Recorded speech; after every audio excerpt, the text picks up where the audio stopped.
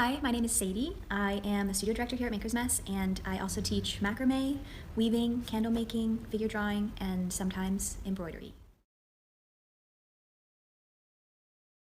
I'm at home more and have more free time. I have been working on getting back into my leather work, which is my hobby. I make leather bags and purses, and I also do some leather marbling, kind of like this.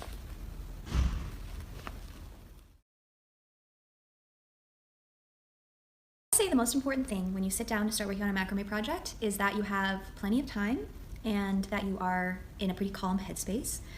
Because you are working with knots, and it's a pretty slow, meticulous process. Macrame isn't really a craft that you want to take your aggression out on. When you're working with knots, if you ever need to undo anything, it's always much easier to kind of backtrack if you have a looser knot. And I also find that a more relaxed knot is a little bit more aesthetically pleasing rather than one that's really tight and cranked down on. The other thing that I always do is I always work on my macrame projects flat on a table, taped down, even for pieces like a plant hanger or three-dimensional things. I find that working on a table, I just have a lot more control. I'm able to keep all of my cords nice and organized, and that way I don't end up with a big tangled mess at the end.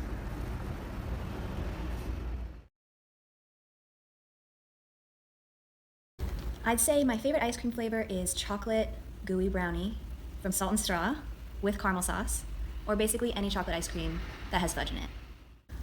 I did one time wear socks with my Swedish Has-Been wooden clog sandals because I thought it was really cool and it made me look like I was from the 70s, but I don't think I could pull it off.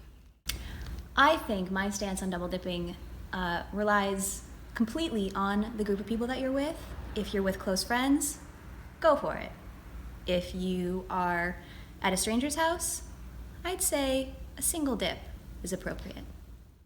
I never read Harry Potter, and I've only watched the movies, so I'm not super down with what's going on in Harry Potter, but I know that Voldemort is a bad guy. That said, if he wanted a hug, I'd give it to him because he probably needs that kind of, physical contact and human affection.